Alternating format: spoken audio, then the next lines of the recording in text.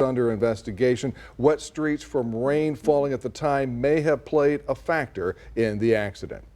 Tonight, family and friends of a woman killed last Friday in Edna will gather to remember her. Police say she is the victim of domestic violence. 25 News Now reporter Trenton Whiting is following the story and has the details. The Jackson County Herald Tribune reports that Roseanne Martinez was shot to death in the early hours August 9th. Authorities responded to a 911 call shortly before 2 a.m. that day after a third party reported hearing gunshots near Cleese and Buffalo Streets in Edna. Officers arrested and charged 36-year-old Ramon Palacios at the scene. Authorities say Palacios confessed to shooting his girlfriend.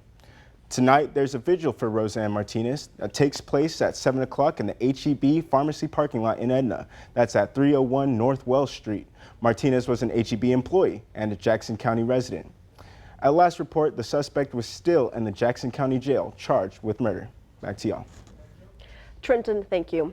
If you or a loved one is experiencing domestic violence, you can call 361-575-7842. That number right there on your screen. Or you can call the Domestic Violence and Sexual Assault Hotline you see there, 361-573-4357. Victoria police arrested a 30-year-old man today. Kane Riley of Victoria faces 6 charges, including evading arrest with a vehicle, tampering with physical evidence with intent to impair, and resisting arrest. He is in the Victoria County Jail in lieu of $87,850 bond.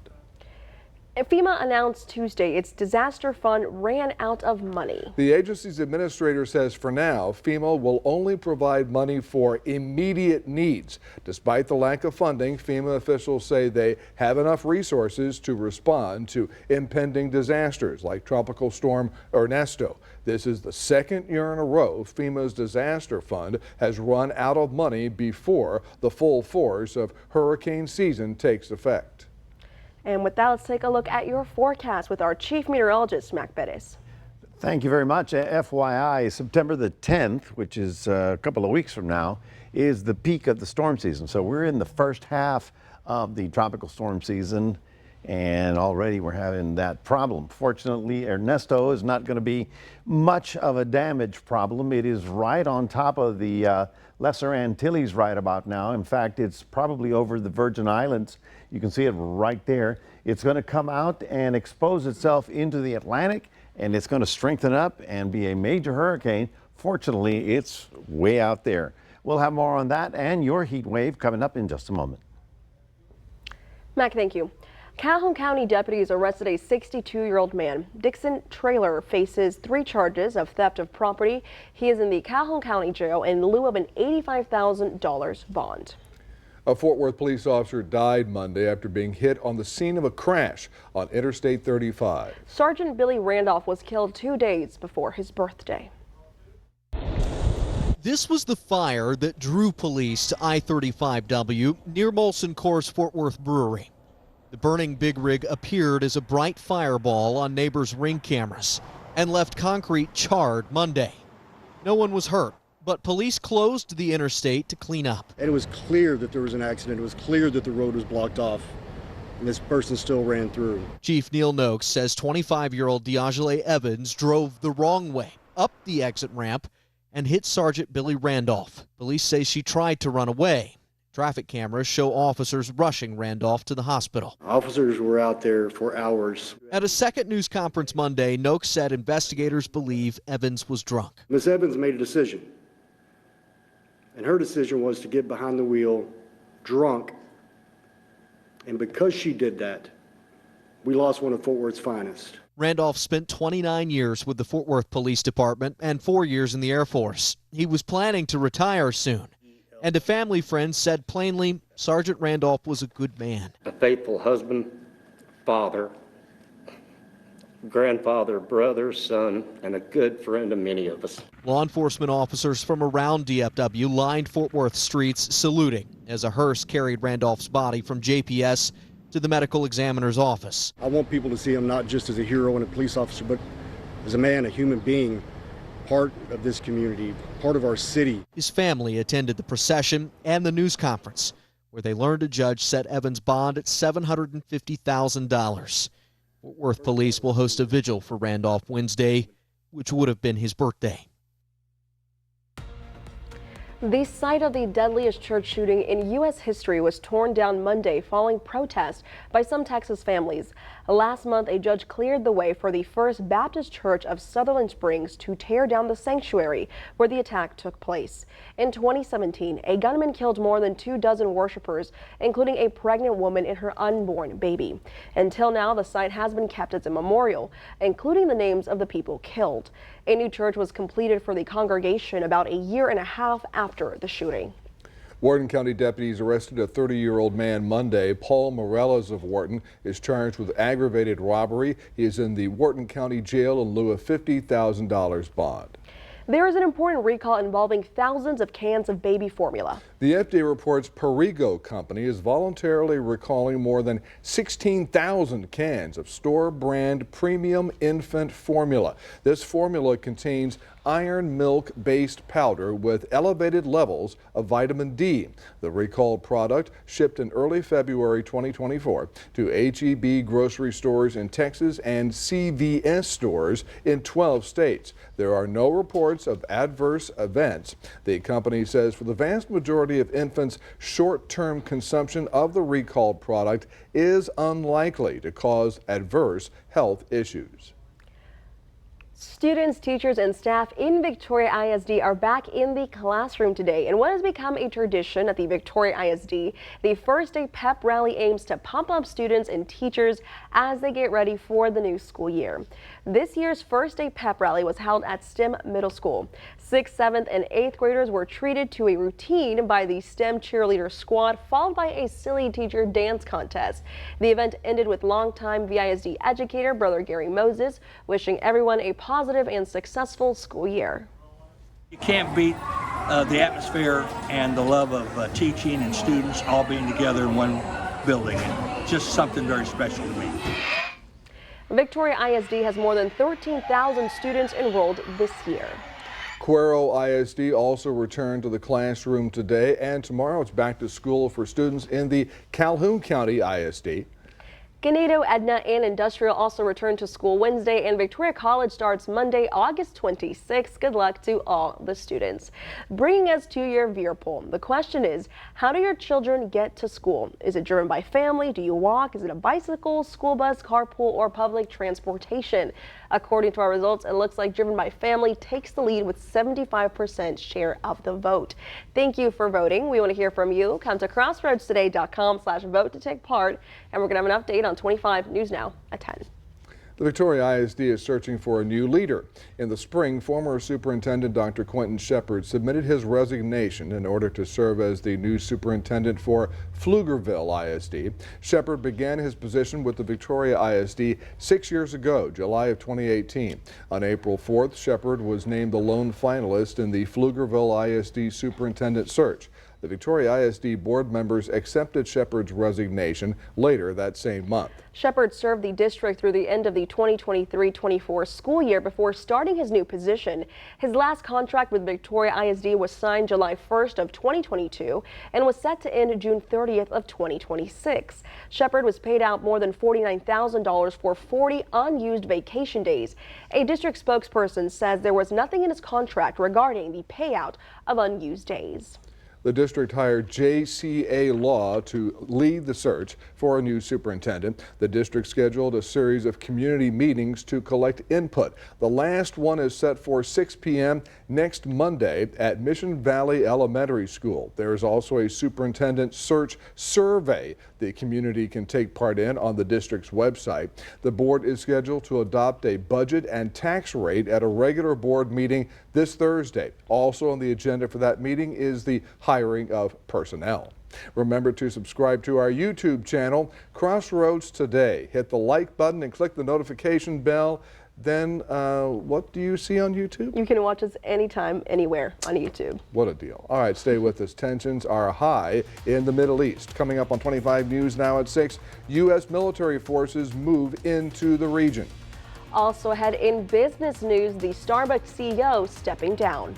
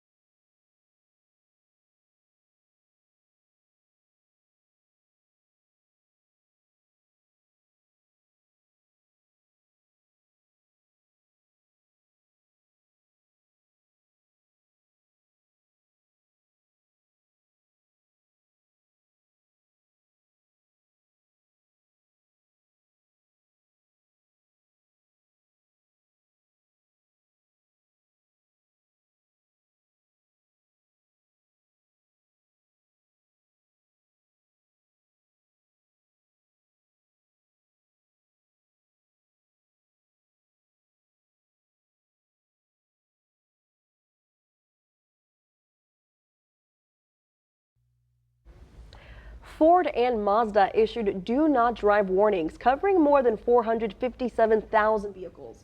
Those vehicles all contain recalled potentially deadly airbags. Ford's warning covers 2004 to 2012 model year vehicles. Mazda's warning covers previously recalled model year 2003 to 2015 vehicles. Owners of the vehicles are urged not to drive them until the defective airbag is replaced. 27 people in the U.S. died due to these defective airbags, with many more hurt. TxDOT will be working this week through Thursday and next week Monday through Thursday on FM 236 between the Zach Lenz Parkway and Moody Street. Travelers are asked to slow down in this area and be prepared for delays. If possible, use an alternate route during the hours of 7 a.m. to 5 p.m. And now to the Middle East. The U.S. military announcing it's moving more forces into the region where tensions are high. There are fears of a wider war, with Israel anticipating an attack by Iran and its proxies following the assassinations of top Hamas and Hezbollah leaders in recent weeks. Israeli forces on high alert, with the White House warning a retaliatory attack by Iran and its proxies against Israel could be launched any day now. We have to be prepared for what could be a significant set of attacks. It comes after multiple Hezbollah and Hamas leaders were killed in recent weeks. American military assets being sent to the region, including aircraft carriers and a submarine. The U.S. signaling deterrence. And we obviously don't want to see any kind of attack or response happen in the first place. One official telling ABC News that the U.S. is cautiously optimistic Iran will limit the scope of an attack. But American authorities warn any Iranian military action could harm the already fragile negotiations for a ceasefire in Gaza, where the IDF is continuing its barrage following the Hamas terror attack in October. This man telling ABC News his twin babies were killed in an Israeli airstrike. It comes as the death toll nears 40,000, according to the Palestinian Health Ministry. The CIA director and a senior advisor on the Middle East plan to head to the region to spearhead ceasefire talks this week, but it is unclear if Hamas will return to the table. Rena Roy, ABC News, New York. Starbucks CEO was barely there long enough for a cup of coffee. Tuesday, the company announced that Laxman Narasimhan will step down immediately. Chipotle CEO Brian Nicole has been tapped to replace him. The ouster comes just a year after Narasimhan took over the role. Sales recently dropped 3% globally at stores open for at least a year for Starbucks. Nicole is set to leave Chipotle on August 31st. He begins his new role at Starbucks on September 9th. Summers in the U.S. are getting hotter and longer, and it's most intense in cities where more than 260 million Americans live.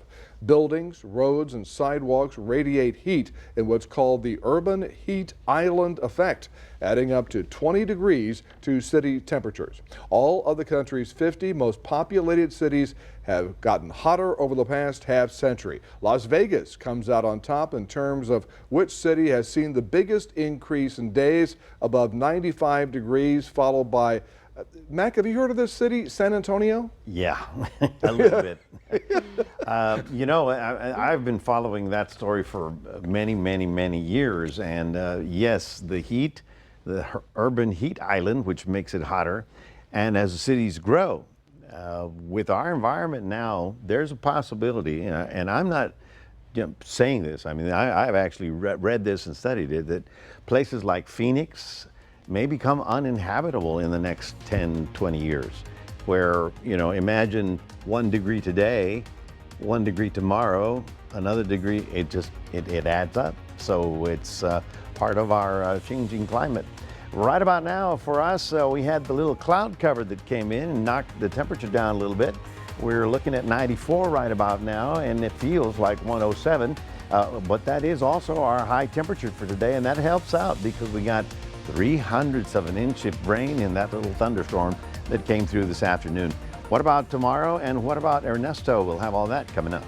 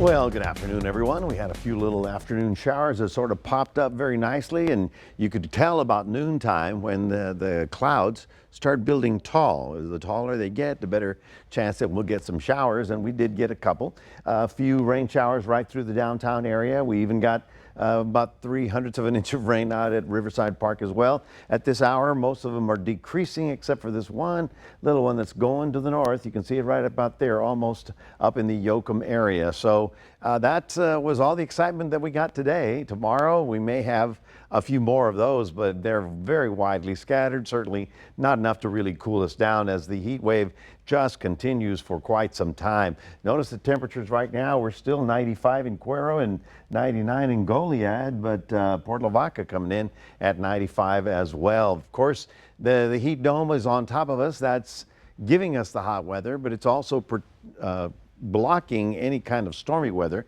from moving in our direction, and certainly chance for rain.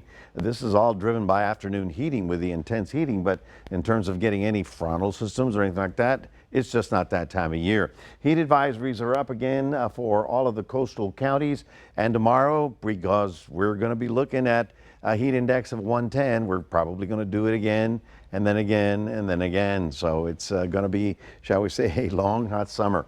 Ernesto is out there in the Atlantic. It's right over the Virgin Islands right about now. You can see the center of the storm right about there. This is the path that it's taken. Now, of course, this is not a windstorm. The winds are only 40, 50 miles an hour, and maybe some higher gusts, but it's a tremendous rainfall that's occurring, and you can see how the big bloom of stormy weather just began to the north of it, right there. So all that is over the Virgin Islands. It will be over Puerto Rico by tomorrow, well, tonight and into tomorrow.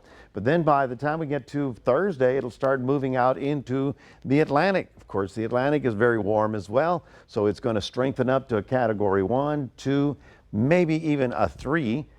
But it's out in the middle of the Atlantic. That's good for us. And the only problem is that Bermuda is going to have to be watching out very carefully as to which path it takes, because there's the cone of uncertainty. So we're going to be watching it. But the good news is it's not threatening the U.S. mainland. I don't think we can handle a 3 right about now. I mean, we're just back to back on storms. There you see the dust coming off the Saharan desert, and it is very thick. That's why Ernesto was having trouble getting organized, but now he's out here taking off going in that direction, so that's not going to slow him down any further. So for us, the heat dome is really the story. It's just going to be on top of us for quite some time. I don't expect any real changes. You can see how the storm, the tropical storm, is being kind of kept away from us, so that sort of helps out. But it's just going to be hot from Florida all the way to Arizona, as these temperatures right here in the central plains on Oklahoma, they're probably looking at 105 later this week. So it's serious business. Looking at 97 tomorrow, 1 or 2 afternoon showers in Port Lavaca, 98 in the Cuero area. And for the rest of us, well, we just got to grin and bear it, because it looks like a sprinkle or 2 Wednesday and Thursday, and after that, looks like a very hot weekend with temperatures pushing back up to 99 and even 100 by Sunday. That is your 7-day forecast, reminding everybody we do have a QR code. Love for you to scan that, put Crossroads Today on your phone. And here's Karina. Thank you, Mac. And now here's Max Williams with your sports. Thanks, Karina. The Houston Astros, they're trying to keep their winning streak alive versus the Tampa Bay Rays tonight. That's coming up in sports.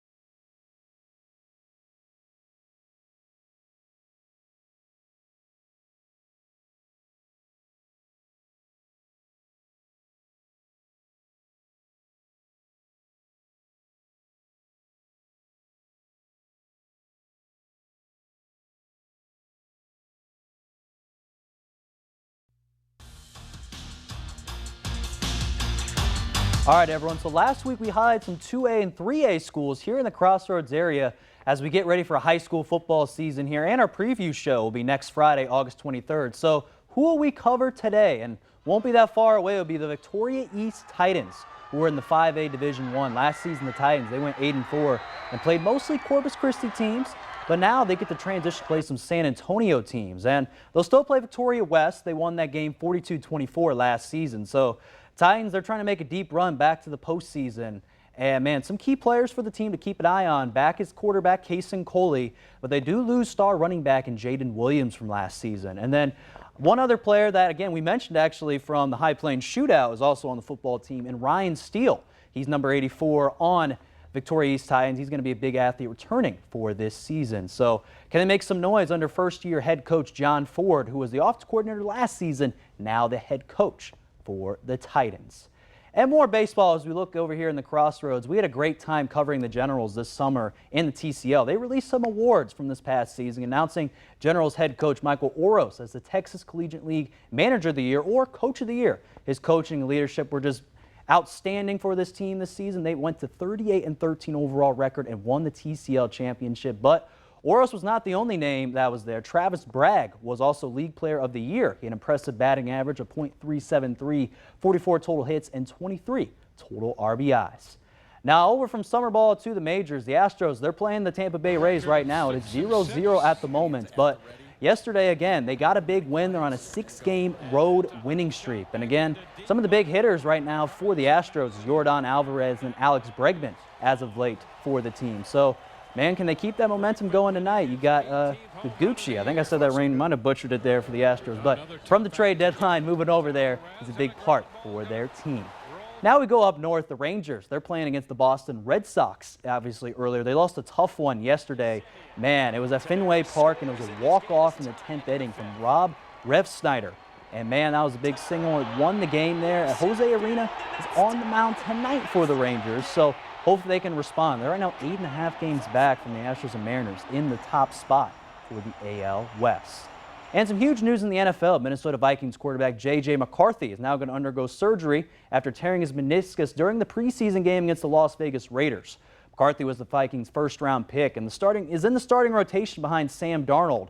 Man, this is hopefully he can be back a speedy recovery for McCarthy because he's one of those top players. And for the Vikings, they're trying to compete with the Lions and the Packers right now, some of the top teams in the NFC North. That's all here in sports. Don and Karina, back to you. Thank you, Max. And we're going to be back in a moment. The latest discovery in space, why astronomers call it the zombie star.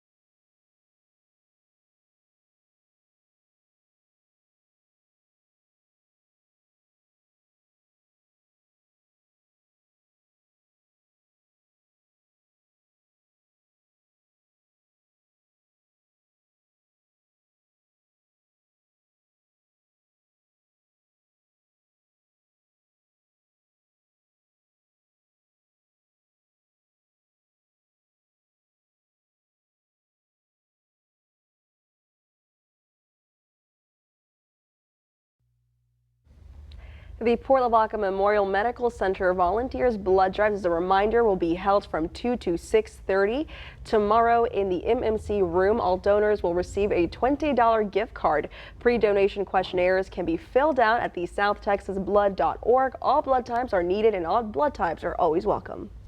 Finally tonight, astronomers discovered a leftover zombie star from a supernova that once shone in the sky 1,000 years ago. The striking object appeared as bright as Saturn. This object puzzled astronomers for centuries. Now a new study has for the first time described the zombie star in detail. The study created a computerized model of the supernova's evolution from immediately after the initial outburst appeared until today. Oh, how pretty. NASA put that. Oh my gosh. Wow, that is really neat. I guess it walks like this too. Yes, yes, and It's a zombie star. and often during Halloween, from door to door. I hear It's going to be dressed up. Man. that's right. Look that's out right. for the zombie star, folks. Hey, there's a new costume right there. There you go. Well, folks, for us, the heat is on. It's just not going to change. We're looking at a few afternoon showers in the next 2 days, but over the weekend, we're looking just plain old sunshine. So take it easy in the middle of the afternoon. All right, thank you, Mac, and thanks for joining us. We hope to see you back here tonight for 25 News Now at 10.